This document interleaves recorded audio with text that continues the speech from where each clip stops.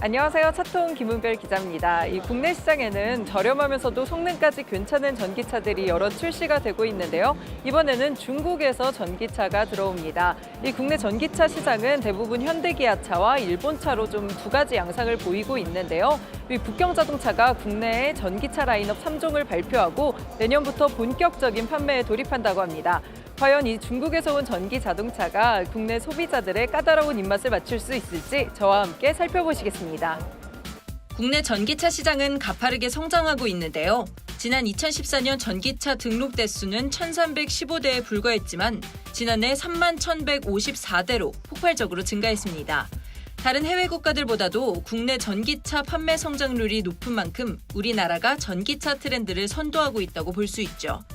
독일과 미국, 일본 등 전기차 브랜드가 우리나라 시장에 진출하는 이유기도 합니다. 이런 가운데 중국 북경자동차가 우리나라에서 전기차 3종을 공개했는데요. 중형 세단 EU5, 중형 SUV EX5, 소형 SUV EX3 등 3개 모델입니다.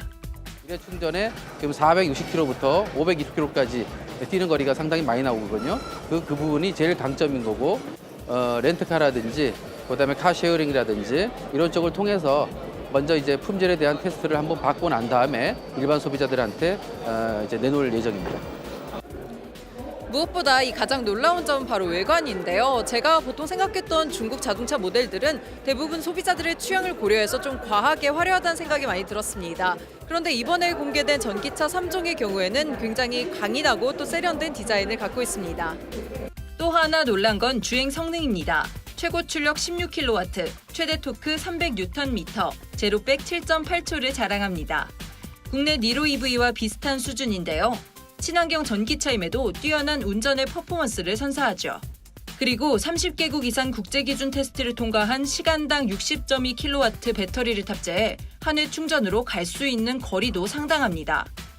EU5 기준 460km, EX5는 415km, EX3는 501km까지 주행이 가능합니다. 사실 다른 경쟁 전기차 브랜드와 비교해도 전혀 손색이 없을 정도입니다.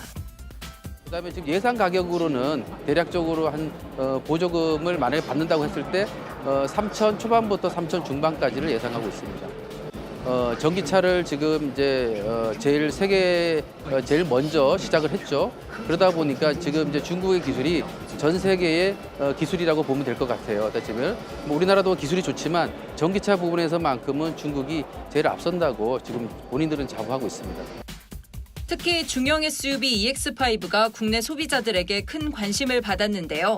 전장 4,480mm, 휠베이스 2,670mm로 구성됐습니다. 현대차 투싼 페이스리프트, 기아차 4세대 스포티지와 같은 크기입니다. 다만 전폭은 EX5 1837mm로 투싼이나 스포티지보다 18mm 좁았습니다. 첨단 편의 사양도 대거 탑재됐는데요. 운전자의 사용 습관을 스스로 학습해 운전자의 손과 눈을 자유롭게 하는 인공지능 시스템 다윈 시스템이 적용됐습니다. 운전자가 원하는 최적화된 실내 온도와 좌석, 조명 등이 자동으로 맞춰집니다. 이외에도 어댑티브 크루즈 컨트롤, 차선 이탈 경고, 보행자 충돌 경고, 긴급 제동 시스템 등을 통해 레벨 3 수준의 자율주행 기능을 제공합니다. 그 북경 자동차 그룹이라고 하면 시청자분들은 좀 생소하실 수도 있으실 것 같은데요. 그 그룹사에 대해서 한번 소개 좀 부탁드리겠습니다. 북경 자동차 그룹은 중국 정부에서 운영하는 국영기업이고요. 현대자동차와 합작해서 베이징 현대를 만들기도 했습니다. 기술력은 물론 생산 프로세스까지 갖춰서 품질 경쟁력을 갖췄다는 평가도 받고 있습니다. 네, 지금까지 국내에 들어오는 중국 전기차에 대해 알아봤습니다. 이 북경 자동차 그룹은 국내에 들어오는 전기차 3종을 내년부터 판매에 돌입할 예정이라고 하는데요. 무엇보다 가격적인 측면이 가장 큰 메리트입니다. 중국 현지에서 EX5의 경우 3,100만 원 정도 가격이 나가는데요. 국내 소형 SUV인 코나가 보조금을 적용하지 않았을 때 4,800만 원인 점을 감안하면 약 1,500만 원 정도의 가격적인 메리트가 발생하는 셈이죠. 그렇다면 이 가격 경쟁력으로 똘똘 뭉쳐서 국내에 진입하는 중국 자동차가 국내 친환경 자동차 시장을 흔들 수 있을지 계속해서 지켜보도록 하겠습니다.